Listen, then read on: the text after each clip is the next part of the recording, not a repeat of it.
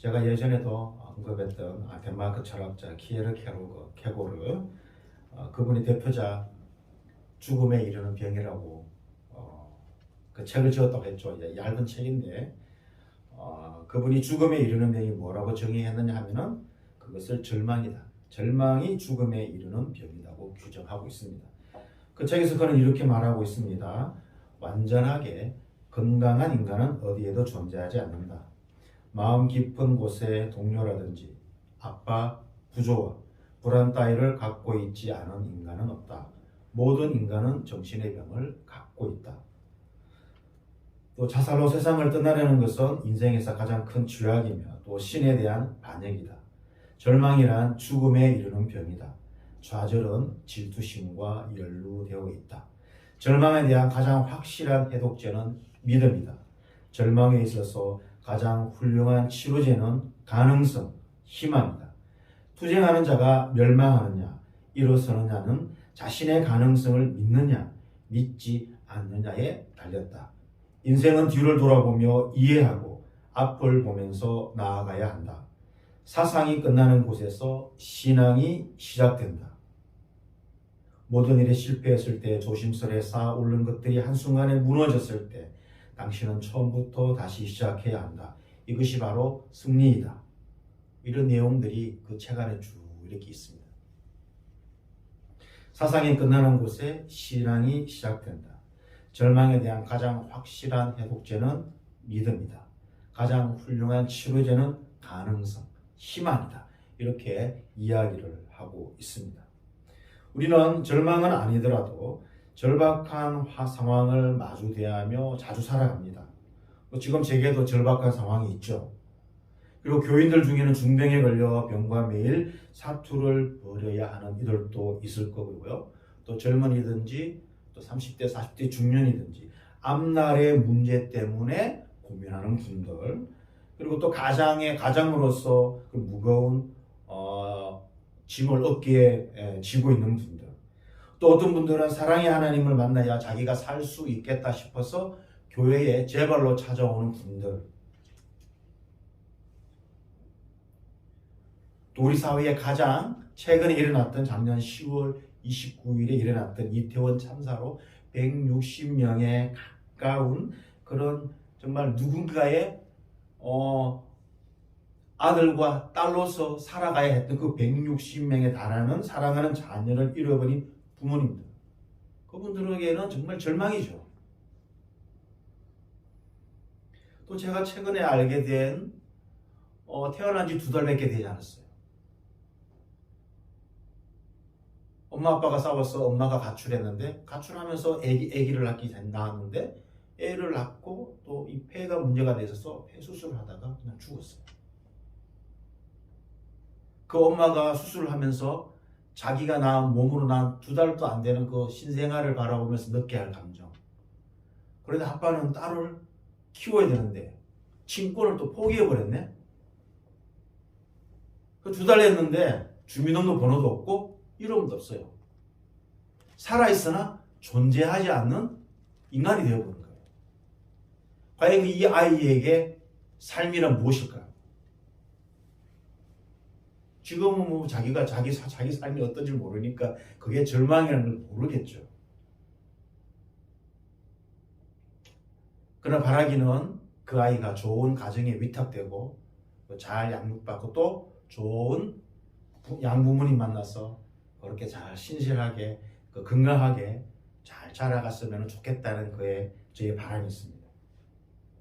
우리 중에 절박한 상황, 절망 같은 상황에서 살아가는 이들이 의외로 많습니다. 보이지 않을 뿐이지 절망 가운데 살아가는 사람들이 훨씬 많은 거예요.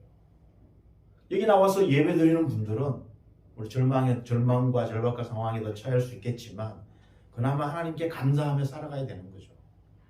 세상 많은 사람들은 절망에 처한 상황 속에서 매일매일 그 같은 삶을 살아가고 있다는 거죠. 오늘 우리가 마주대하는 본문의 주인공, 이름 없는 여성이잖아요. 망하는 이 여인의 이름을 밝히고 있지 않아요. 우리는 이 여성을 보면서 절망이라는 것이 무엇인지 똑똑히 보게 됩니다. 아무것도 손쓸 수 없는 상황. 어떻게 보면 죽음만을 받아놓고 기다리는 상황이잖아요. 이런 절망적인 상황에 놓여 있는 한 여인을 본문 속에서 마주대하게 됩니다.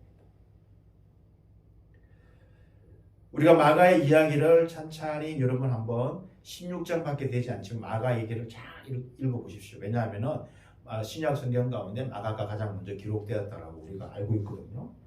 마가 이야기를 읽어보면 마가가 독특한 그런 이야기 전개법을 하고 있는데 이것도 예전에 한번 말씀드린 것 같아요. 뭐냐하면 한 이야기 안에 다른 이야기를 배치시키는 부분입니다. 우리가 오늘 본문 말씀에 12년간 혈루증 앓는 여인을 읽었지만 그 이야기 바깥쪽을 감싸고 있는 이야기는 뭐죠? 회당장 야이로와 그의 12살 난 딸내미. 그 이야기가 바깥쪽 이야기를 감싸고 있고 안쪽에 이 12년간 혈루증으로 알아온 절망적인 여인의 이야기를 집어넣는 거예요.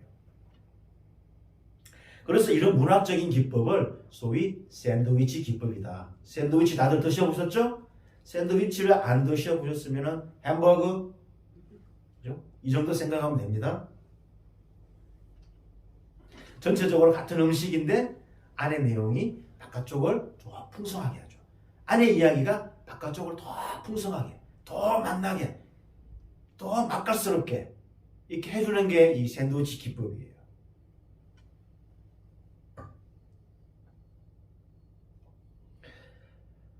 자, 절박한 상황에 처하게 되면 우리는 나 혼자만 남았다고. 대부분 어떤 힘든 일을 겪으면 뭐라 생각하죠? 왜 나에게 이런 일이 나? 왜 나만 이런 일이 자꾸 일어나는 거지? 이렇게 생각하지만 조금만 눈을 돌려서 보면은 그런 상황에 처한 사람들이 많이 있는 거예요. 오늘 말씀은 그러한 상황에서 우리가 어떻게 해야 한다고 말씀하고 있을까요? 첫 번째, 절박한 상황에서 우리는 예수님에 대한 소문을 들어야 합니다. 예수님에 대한 소문을 들을 수 있어야 한다는 것이죠. 지금 우리는 병이 나면 병원에 찾아가서 의사를 통해서 쉽게 치료받을 수 있는 시대를 살아가고 있습니다. 제가 몇 개월 전에 TV를 잠시 봤는데 요즘은 한국의 의학 기술이 얼마나 발달되었는지 유방암도 추적했어. 두 가지 처리 기법으로 유방암도 거의 나을 수 있는 그런 기술력을 우리 한국 의료진이 가지고 있다. 제가 전에 말콤 그레드웨이라는 작가를 소개했잖아요. 그 사람이 몇 년 전에 지은 책 가운데 가장 쉬운 수술 같으나 가장 어려운 수술이 유방암이라고 과학적으로 이렇게 증거를 대더라고요. 그런데 한국에서는 대부분 유방암도 이제 점령할 수 있는 그런 병이다라고 얘기합니다. 그러나 예수님이 계시는 당시 2000년 전, 아니 2000년 전까지 갈 필요 없죠. 한 4, 50년 전에 우리가 중환병에 걸리면 어떻게 되죠? 죽어야지 어떡하겠습니까? 기술이 없는데. 하물며 2000년 전에는 2000년 전 의료 기술이 어디 있겠습니까? 그나마 돈을 가진 자들이 그나마 생명을 좀 더 유지할 수 있었을 뿐이었죠. 일반 서민들은 그런 엄두를 내지 못했어요. 그러니까 예수님이 가시는 곳마다 사람들이 우르르 몰려오고 이스라엘 백성들뿐만 아니라 북쪽의 시리아를 비롯해서 사방의 이방인들 가운데도 주님께 찾아오는 이유가 바로 그런 이유예요. 오늘 본문에 등장하는 이 여인은 어떻게 보면 잘 살았어요. 왜냐하면 10수년간 계속 자기 병을 낫기 위해서 돈을 투자했기 때문에. 한때는 지위와 부를 누렸던 것 같습니다. 마가는 이 여인의 처참한 상황을 설명하고 있죠. 육체적으로는 병들고 그리고 율법상으로는 부정해요. 부정.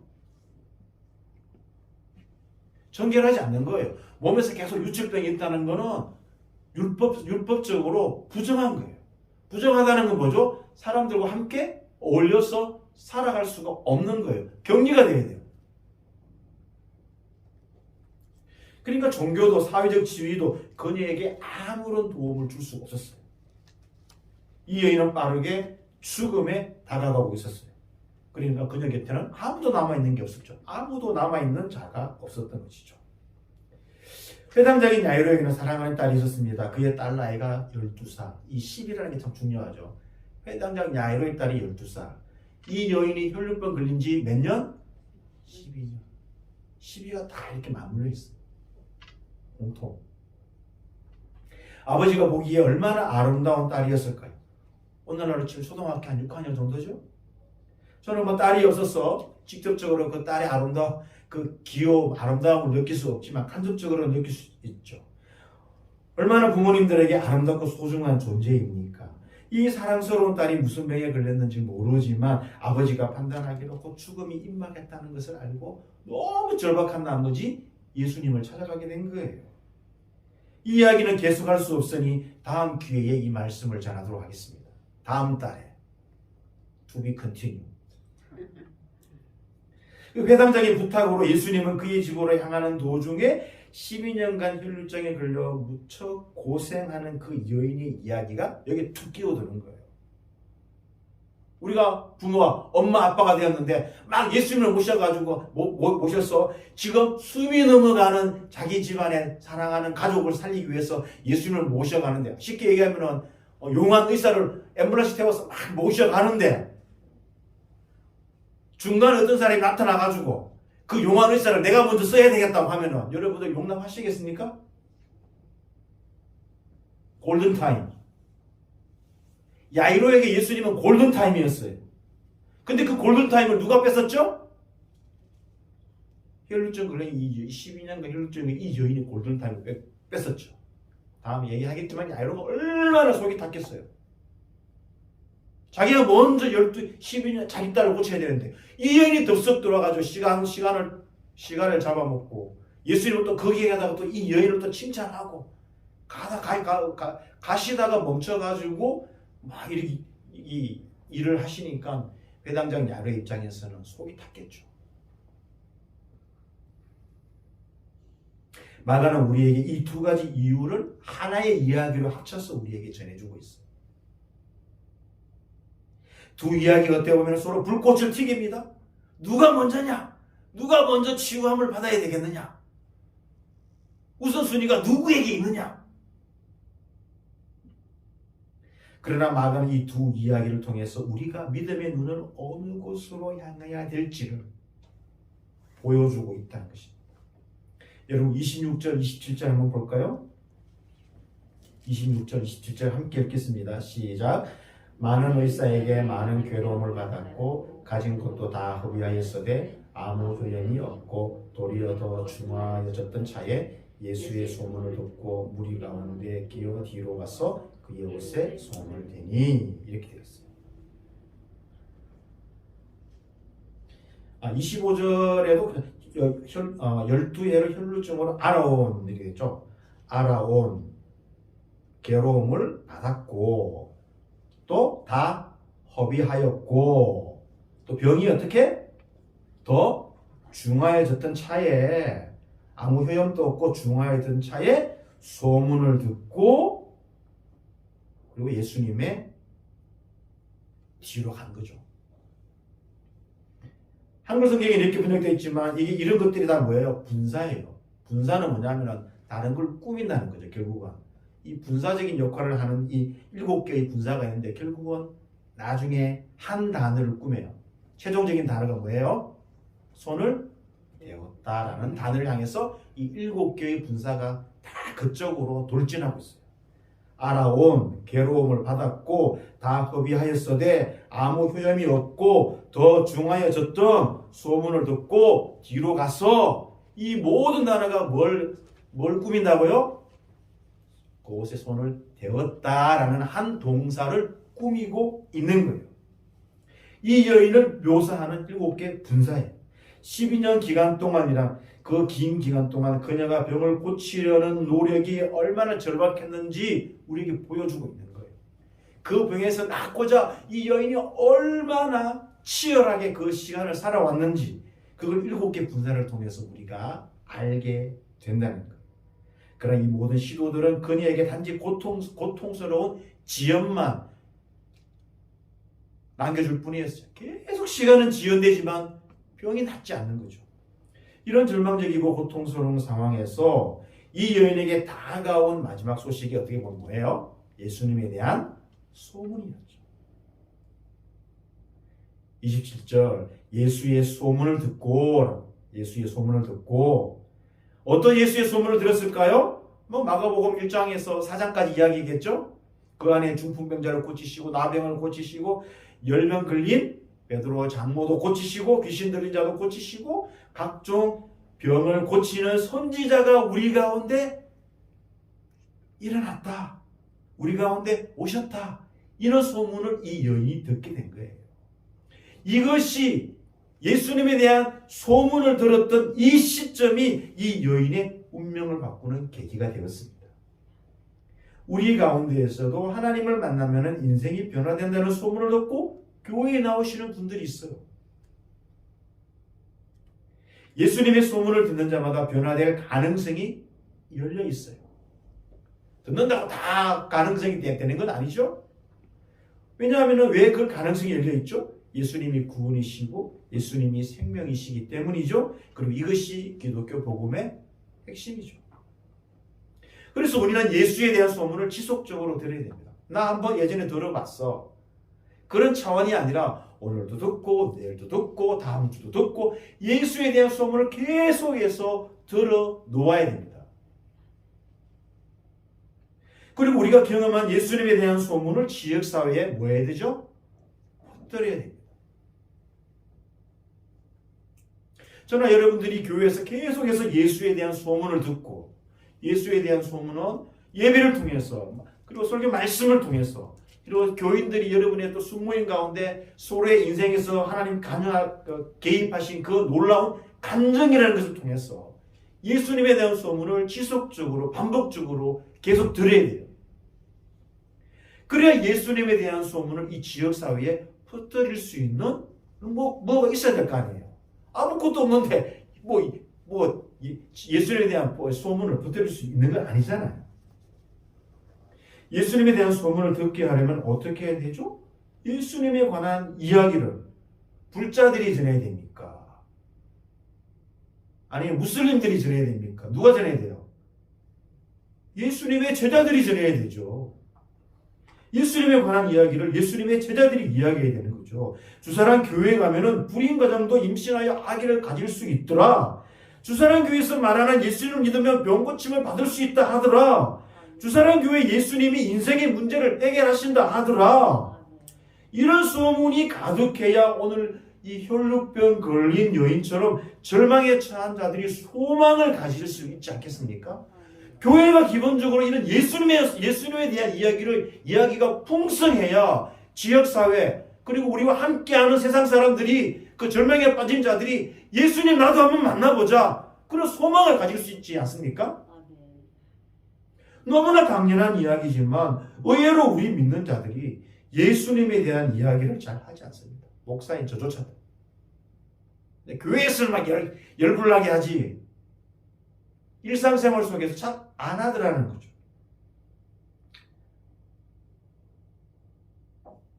그러니 상대적으로 예수님에 대한 소문을 들을 기회가 어떻게 되죠? 줄어들게 되는 거죠. 참 서글픈 일이 벌어지고 있는 거죠. 그래서 예수님에 대한 소문을 지속적으로 전파하는 교회가 되어야 된다. 그런 주사랑 교회가 되기를 바라요.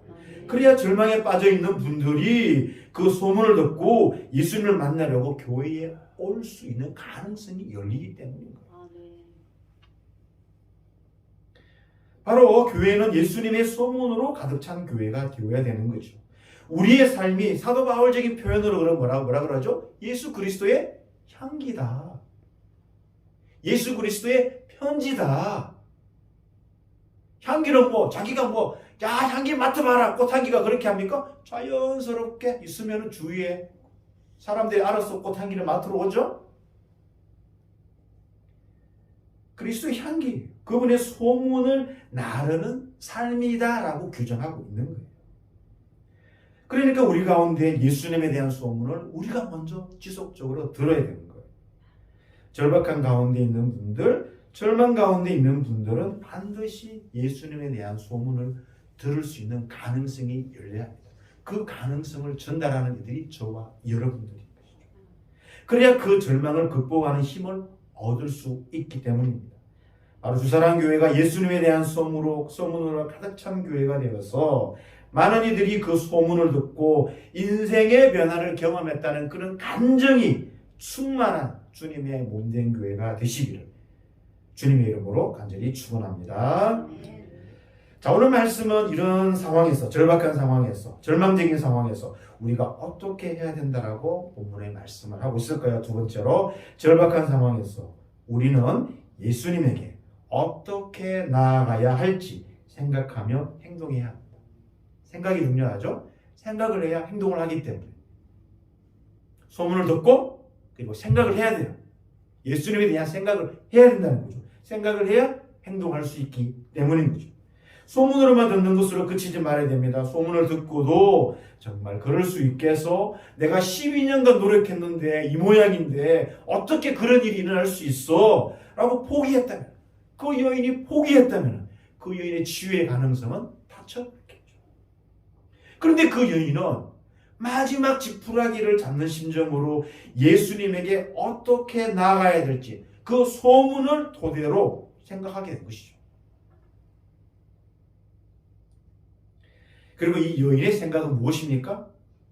내가 그분의 옷에만 손을 대어도 구원을 받으리라. 그 예수님의 치유의 소문을 듣고 이 여인이 생각해내 아주 한 줄, 내가 그분의 옷에만 손을 대어도, 아니 상식적으로 옷에 손을 대었다는 건 이 여자가 유일해요. 기본적으로 어떻게 해야 되죠? 누가복음에 보면은 10명의 남의 환자들이 예수님께 어떻게 했죠? 예수님 앞에 바짝 엎드려가지고 고쳐달라고 얘기했어요. 면상을 맞대고 대면하면서 부탁을 해야 될 거 아니에요. 기본적으로 이게 인간적인 도리고 기본 상식 아니에요?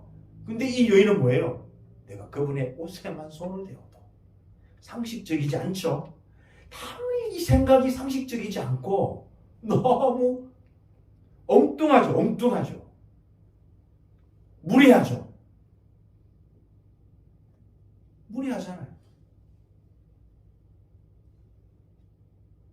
그녀의 생각은 소문을 종합해서 내린 그녀의 판단이었습니다. 그분께 나아가면 자신의 중병을 고칠 수 있는데 한 가지 문제가 있는 거예요. 이렇게 할 수밖에 없었던 문제가 있는 거예요. 자신은 부정한 자잖아요. 정상인 앞에 나갈 수가 없는 거예요. 그래서 이 여인이 고심 끝에 생각한 결과가 뭐예요? 그분을 만질 수가 없으니, 그분 앞에 직접 나아갈 수 없으니, 정상인과 마주 대할 수 없으니, 근데 무리 가운데 아무도 모르게 끼어들어가 그냥 예수님에게 뒤로 와서 살짝 그분의 몸을 만질 수 없으니 몸에 걸치고 있는 옷이라도 한번 만져보자. 어떻게 보면 미신적인 생각이잖아요. 믿음의 생각도 아니에요. 어떻게 보면 너무 어처구니 없는 생각이에요. 그렇지만 어떻게 이런 생각을 할 수 있었는지 저는 이 이야기를 읽을 때마다 이 여인에 대해 감탄합니다. 예수님에게 고침받을 자에게 유일하게 부탁하지 않고 자기 생각대로 고침받은 여인이 이 여자가 유일하기 때문인 거죠. 야, 나는 이런 식으로 예수님을 만나고자 한 적이 없는데 이런 기상천외한 방법으로 예수님을 만나서 병고침을 받을 수 있다니 이 또한 놀라운 생각이로구나. 놀라운 시도구나. 어떻게 보면 창의적인 생각, 아무도 생각하지 못한 기발한 아이디어를 가진 이 여인이었어요. 이 여인은 이런 생각을 하고 나서 곧장 예수님이 지나가시는 곳으로 가서 자신의 생각을 뭐 했죠? 행동으로 옮겼어요. 우리도 예수님께 뭐로 나가야 되죠? 생각하고 행동으로 나아가야 되겠죠. 행동하려면 많은 제약이, 이 여인과 같은 제약이 있을 수 있죠. 그렇지만 생각과 행동은 그런 제약을 뛰어넘게 합니다. 제가 방금 말씀드렸다시피 7개의 군사가 어디로 향한다고 그랬죠? 바로 그의 옷에 손을 대니라는 그 7개의 군사가 이 단을 향해서 향하고 있다는 거예요. 12년간 혈루증 앓는 여인과 12살이었지만 죽어가는 소녀의 이야기는 둘 다 두려움과 절망 가운데 소망과 믿음을 가지는 이야기입니다. 이 이야기를 통해서 예수님은 사람들이 처해 있는 그 두려움 속에서, 절망 속에서 믿음의 장으로 이끌어 주시는 분이라는 거죠. 12년간 알아왔던, 그래서 모든 소망을 포기해야 하는, 그리고 죽음을 기다리는 여인에게 절대 무적으로 여겼던 자신의 병이 예수님은 예수님에게 그것이 아무것도 아니었다는 것을 알게 되는 것이었습니다. 심지어 죽음조차도 예수님에게는 아무런 문제가 아니라는 것을 마가는 우리에게 보여주고 있는 거예요. 그래서 우리는 이런 이야기들을 묵상하면서 단순히 감동 있네, 좀 대단하네, 이런 차원의가 아니라 우리가 이 말씀 속에 우리도 그 이야기 안에 들어가 봐야 된다는 거예요. 우리는 때로는 내가 주인공이 되어서 내가 이 여자의 입장이라면 어떻게 했을까? 그 여자의 입장으로서 직접 주인공이 되어서 예수님과 만나는 거에 대해서 쭉 들어가 보기도 하고, 이야기를 알고 있다고 치고 또 이미 우리가 알고 있으니까 지나가는 그런 제3자의 입장에서 그 여인과 예수님의 모습과 제자들의 모습을, 그리고 군중들의 모습을 조심스럽게 지켜보면서 이 이야기가 어떻게 진행되는지 3자의 객관적인 관점에서 하나하나 들여다보는 거예요. 다양한 각도에서 다양한 인물들에게 이렇게 이 본문에 들어가면은 이 묵상을 통해서 은혜를 받을 수 있다는 거죠. 그리고 거기서 그치지 말고 뭘로 바꿔야 되는 거죠? 그 내용을 가지고 기도로 바꿔야 되는 거예요. 이 이야기를 가지고 기도로 바꿔야 되는 거예요. 다양한 기도가 나올 수 있겠죠. 여인의 기도에도 나올 수 있고, 제가 지나가는 그런 무리 가운데 있었는데 왜 저는 이 여인처럼 그렇게 예수님 앞에 못 나갔을까?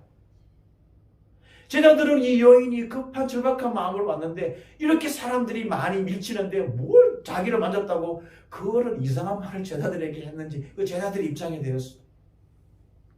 제가 주님을 잘 모르고 있군요. 예수님 당시와 마찬가지로 오늘날에도 두려움 가운데 많은 분들이 있죠. 예수님의 제자라고 두려움이 없는 사람이 있습니까? 다 두려움을 느끼죠. 그 두려움을 믿음으로 바꾸기에 두할 나위 없이 좋은 방법이 바로 오늘 본문의 말씀을 가지고 들어가보고 생각해보고 묵상해보고 기도하는 것. 사실 예수님은 치유하기 위해서 정결법을 스스로 어깁니다. 1장에 보면 나병 환자를 고치기 위해서 나병 환자 손대면 안 되잖아요. 그리고 바로 이 야이로의 딸, 특히 죽은 자, 죽음, 시체를 또 가까이 해서는 안 되잖아요. 민수기, 여러분 지금 새벽기도 본문이 민수기 아니에요? 민수기라니까. 얘기했나요? 신학대학 시험 치는데 성경에 여자 이름 3명을 대보게 이러니까 루, 에스더, 민수기? 민수기를 하고 있었는데 그래서 민수기가 민수기로 그도 바꿔진 거죠. 민수기 5장에 보면 뭐라고 되어 있냐면은 나병 환자, 유출증이 있는 자, 죽음으로 부정한 자를 진영 밖으로 내보내라고 규정하고 있어요. 여러분 마가복음의 이야기가 진행되면서 예수님께서 이 병하고 똑같이 기도하겠죠. 나병 환자를 먼저 치유하시고 또 오늘 본문에 유출증이 있는 자, 혈루증이 이제 피가 계속 흐르는 거잖아요. 멈추지 않고. 이것도 유출증이잖아요. 그리고 바로 다음에 야이로의 딸내미 죽잖아요. 만지면 안 되는데 예수님이 직접 대면하고 만지잖아요. 정확하게 동일한 순서로 치유하고 있는 것을 보게 되는 거예요. 예수님이 이렇게 하실 수 있는 것은 예수님의 치유 능력이 하나님이 가져오시는 새 시대의 능력이라는 것을 계속해서 보여주기 위해서 구원하다, 치유하다. 사실 구원하다, 우리가 구원받았다라고 했을 때 그 구원은 영혼의 구원이지만, 죄에서 구원이지만, 이 성경에서 구원하다는 다양한 본문에서 병의 치유를 구원하다는 의미로 이야기를 쓰고 있는 것이죠.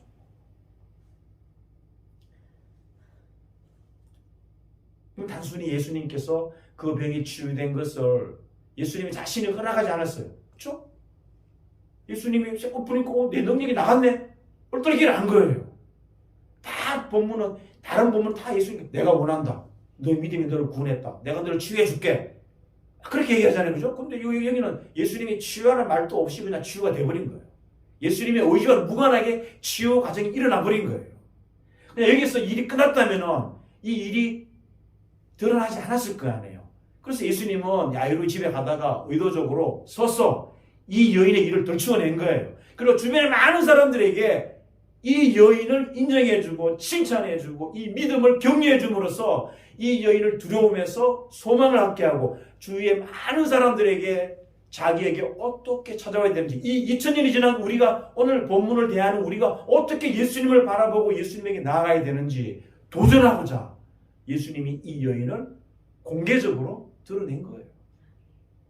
예수님은 야 봤지? 내가 능력 있는 거 봤지? 내 치유의 능력 있는 거 봤지? 이게 아니라는 거죠. 자기를 드러내려고 하는 게 아니라 이 여인을 드러내고자 예수님이 공개적으로 이 여자 이야기를 한 거예요. 그래서 예수님은 그녀의 모든 행동을 믿음의 모험이었다라고 규정해요. 그래서 내 믿음이 너를 구원했다. 내가 너를 구원한 게 아니야. 네 믿음이 너를 구원한 거야 라고 이 여인의 믿음의 모험을 아주 칭찬하고 있어요. 두려워하며 떨고 있는 그 여인에게 당신의 믿음이 모험이었다고 인정해 준 거죠. 예수님을 둘러싸고 밀치는 인파가 많았잖아요. 그렇게 많은 사람들 중에 어느 누구 한 사람도 이 여인처럼 절박하게 주님 앞에 나온 자가 한 사람도 없었어요. 그렇게 예수님을 둘러싼 무리들이 많았는데, 예수님을 만지고 밀치는 자리 많았는데 한 사람도 치유함을 받은 자가 없어요. 안타까운 현실이죠. 할 수 있음에도 불구하고 그 많은 무리들 가운데 문제를 안 가진 문제가 있었던 자들이 있었겠죠. 이런저런 문제가 있을 거예요. 그런데 마가는 그 사람들에게는 전혀 초점을 두지 않아요. 오직 한 사람, 이름 없는 이 무명의 여인에게만 관심을 기울인다는 거예요. 그녀의 생각과 행동을 믿음이라고 공개적으로 칭찬한 거예요. 그래서 우리가 이 이야기를 통해서 마가는 우리 개인과 예수님과의 친밀한 밀접한 접촉이 얼마나 중요한지를 우리에게 보여주고 있는 거예요. 그래서 마가는 우리에게도 이러한 관계를 계속해서 발전시켜 나가라고. 이 여인이 예수님을 접촉한 것처럼 우리들도 말씀 속에서 계속 예수님과 접촉하려고 해야 된다. 친밀한 관계를 유지하려고 해야 된다. 그래서 이 여인이 예수님께 마지막 소망을 두고 있었던 거잖아요. 예수님 주위에 있었던 수많은 군중들이 예수님이 하나님의 아들이라는 것을 깨닫지 못했지만 이 여인은 그걸 알게 되는 거죠. 소문을 듣고 그 소문이 참으로 진리라는 것을 자기 입으로 고백하게 되고 자기 입으로 예수님이 하나님의 아들이시라는 것을 고백하게 된 거예요. 이 본문을 묵상하면서 우리는 우리 자신에게 이렇게 물어보아야 합니다. 나는 군중들처럼 마치 오늘날 유명한 인사가 지나가면은 손 한번 잡아보려고 그 앞에 서서 막 손을 내밀었어. 여러분 축구 경기장 보면 스타들이 축구 경기 끝나고 이제 나가는 문 나갈 때 그 양쪽에 있는 사람들이 막 셔츠를 벗어달라고 또 손 한번 만져보자고, 또 유명한 정치인이 이렇게 또 나가면은 뭐 시장이나 거리에 나가면은 손 한번 잡아 악수 한번 해보려고 그렇게 많은 관중들이 몰려드는 것처럼 나는 예수님을 그렇게 만나려고 하고 있지는 않는지, 아니면 이 여인처럼 담대한 믿음의 모험을 생각해내고 행동으로 옮기는 그런 믿음을 가지고 있는지, 아니면은 이 둘 중에 중간 지점, 어정쩡한 지점에 그냥 와 있는지.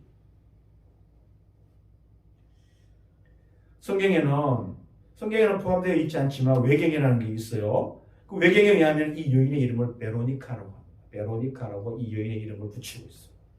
이 베로니카는 여인은 예수님이 십자가를 지고 골고다 언덕을 넘어지면서 쓰러지면서 오르실 때에 예수님을 조롱과 멸시의 얼굴로 바라보고 있는 무리들 가운데서 뛰쳐나와 자기 손수건으로 예수님의 이마를 닦은 여인으로 묘사하고 있어요. 오늘 우리가 읽었던 본문을 유진 피터슨이 번역한 메시지 성경이 한글로도 번역이 되어 있어요. 그 메시지 성경으로 다시 한번 읽어보겠습니다. 한 여자가 여자의 소문을 들었다. 이분의 옷에 손가락 하나만 대어도 내가 낫겠다고 생각한 것이다. 여자가 손을 대는 순간 흐르던 피가 멈추었다. 그 여자는 두려워 떨며 앞으로 나아가 그분 앞에 무릎을 꿇고 자초지종을 이야기했다. 예수께서 여자에게 말씀하셨다. 딸아, 너는 믿음의 모험을 했고 이제 온전해졌다. 잘 살아라. 병이 나았으니 복되게 살아라. 제가 왜 믿음의 모험이라는 단어를 썼는지 아시겠죠? 이 유진 피터슨이 쓴 메시지라는 성경에 이 여인의 행동을 믿음의 모험이라고 표현하고 있습니다. 예수님의 겉옷에 손가락 하나만 대어도 내가 낫겠다고 생각한 여인, 생각이 행동으로 이끌었고 그 행동이 예수님으로부터 믿음의 모험이라는 그 인정과 칭찬을 얻게 되었고 병이 치유되었고 평안히 가라는 놀라운 선포를 듣게 된 이 여인, 이 여인처럼 예수님에 대한 소문을 듣고 지속적으로 듣고 믿음의 모험을 함으로써 이 여인에게 선포하셨던 동일한 선포, 내 믿음이 너를 구원하였으니 평안히 가라. 내 병에서 놓여 건강할지어다.